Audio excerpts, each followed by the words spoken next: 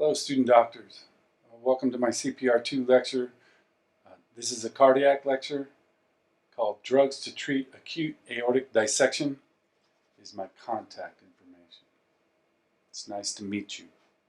It's a very serious condition, as you can imagine, in which the inner layer of the aorta tears.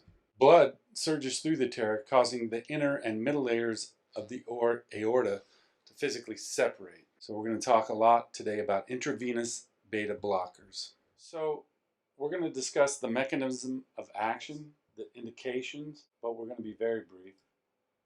Contraindications, the adverse effects, any precautions or black box warnings, metabolism, labetalol, esmolol, nitroprusside, and nitrocarbamide.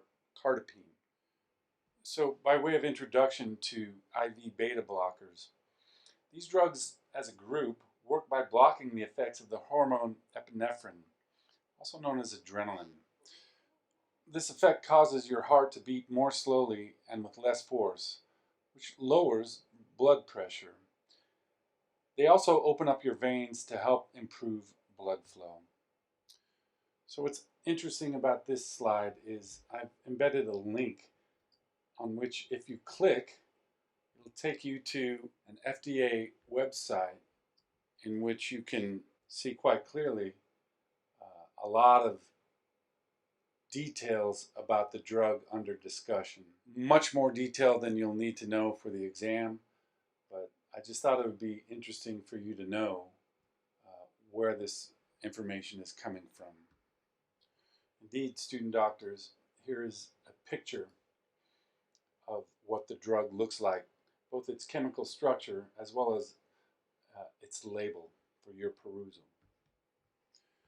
This drug is typically given as a racemic mixture, in other words, both the left and right hand form of the drug. Moreover, it achieves both alpha and beta receptor blocking activity.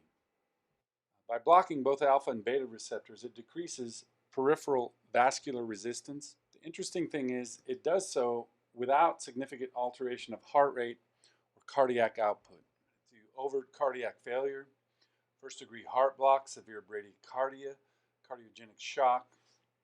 In addition, severe hypotension, obstructive airway disease, including asthma, and as is always the case, those with hypersensitivity to the drug.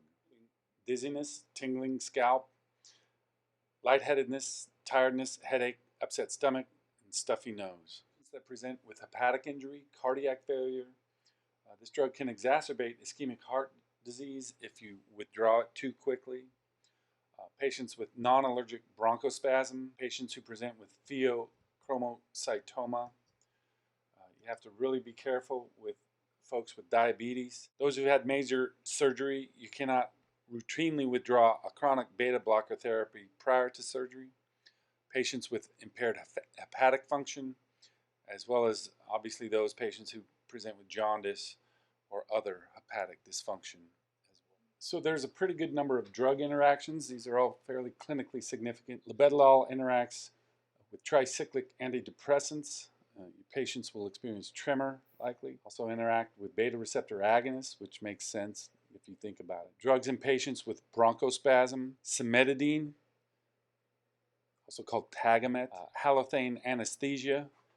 You definitely got to tell the anesthesiologist when a patient is receiving labetalol going in for surgery. Nitroglycerin, additional antihypertensive effects can occur. Calcium antagonists of the verapamil type, digitalis glycosides will increase the risk of bradycardia.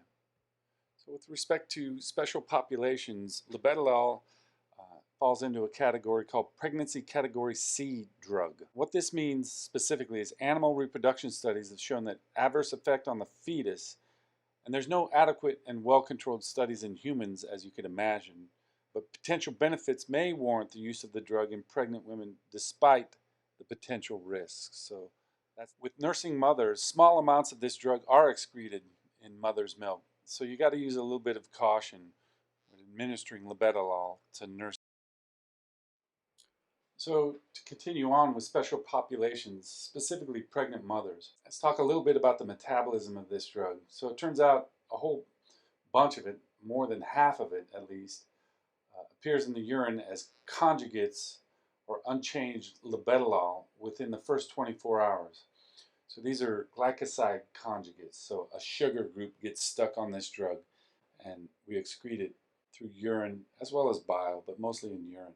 The clearance of this drug goes up dramatically in pregnancy, and that's because there's a massive increase in reproductive hormones, progesterones, some agonists of a receptor called the pregnenin X receptor, which regulates the glucuronidation pathway. So increased metabolism of labetalol in pregnant women due to the presence of pregnancy hormones, pregnenolones, chews up that drug in these patients a lot quicker. And this is a very important aspect of this drug. There's considerations for geriatric patients. It turns out they're likely to experience orthostatic symptoms during treatment. In other words, when they stand up, they'll get dizzy and have issues with heart rate. There are no black box warnings associated with this drug. It turns out it's absorbed completely from the GI tract, with peak plasma levels occurring in 1 to 2 hours. So the IV bioavailability is 100%. There's a lot of first pass metabolism.